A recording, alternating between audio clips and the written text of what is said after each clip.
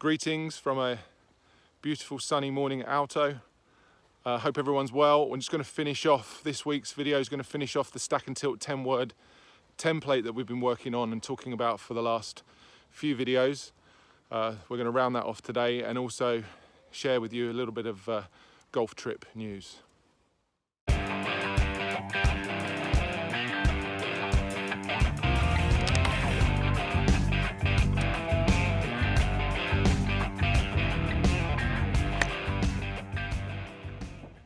So the final two words in the stack and tilt 10-word template are tuck hips. Tucking the hips is really describing the act of extension through the body. I'm going to explain what that means and how that can benefit the golfer.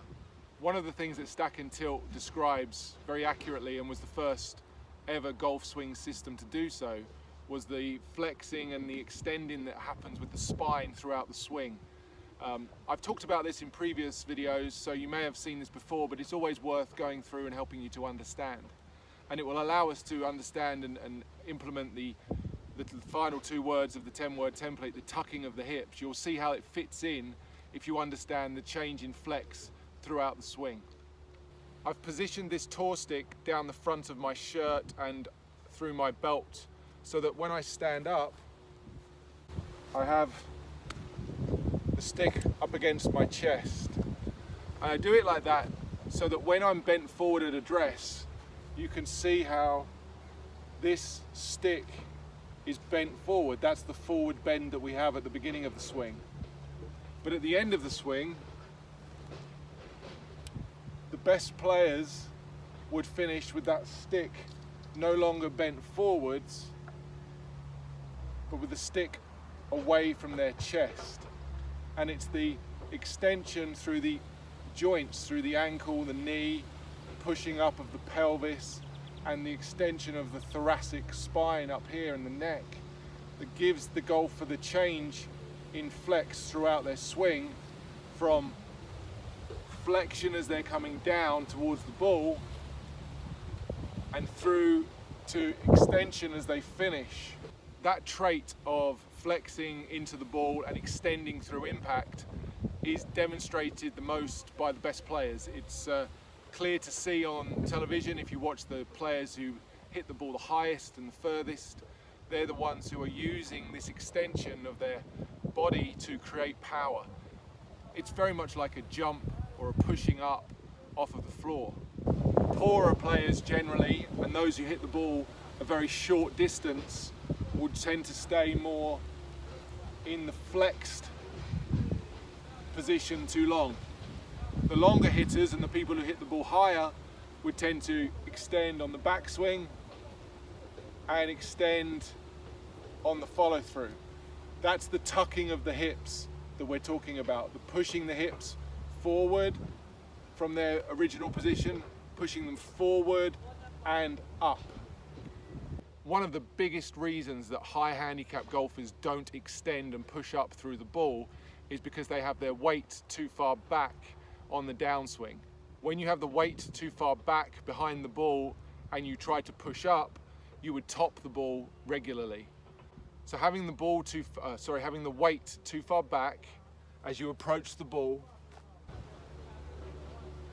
means a golfer can't push up, because if they did, they'd top it. So they're forced to hit this golf ball retaining the forward bend just to reach the ground.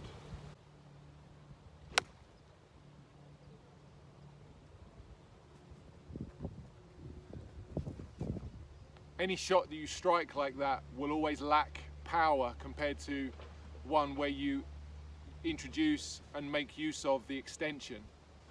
And it's the pushing up and the extension through the ball that will help you to understand how you can have your weight forward and not be steep. One of the biggest misconceptions about stack and tilt is that you have your weight forward so it's a steep swing. And nothing could be further from the truth. By having your weight forward, you allow yourself to push up through the ball and tuck your hips to shallow the golf swing and make it very flat at the bottom rather than very, very steep.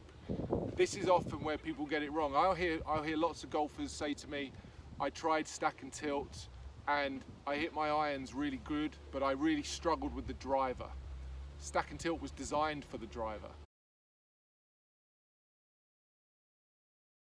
It's the easiest club in the bag to use, with the weight on the front and pushing up through the ball to shallow the angle of attack.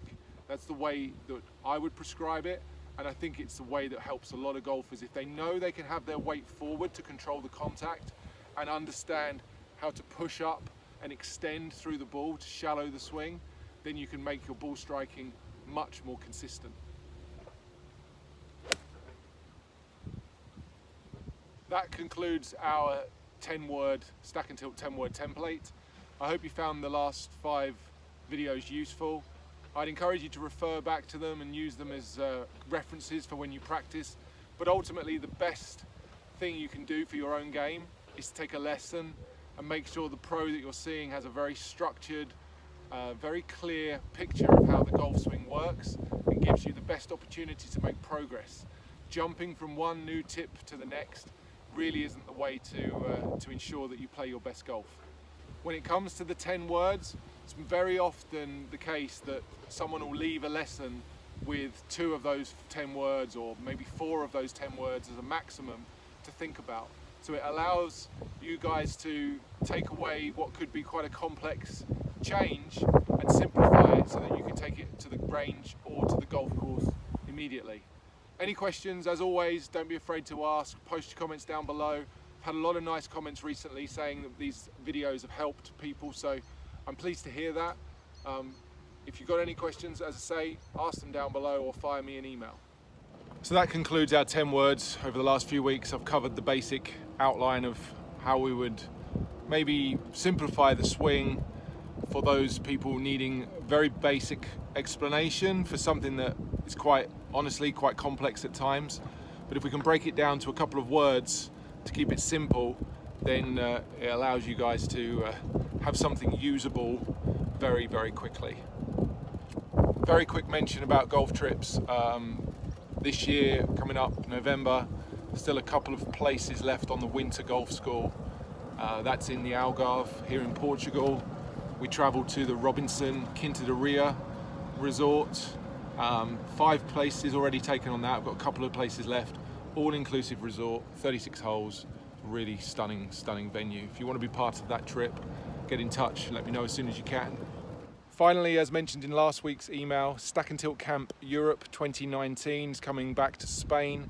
We have the dates announced for February. Everyone's welcome to take a look at the website, have a look at the details of that trip.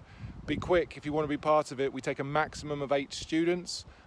Every single Stack and Tilt camp we've ever hosted has sold out.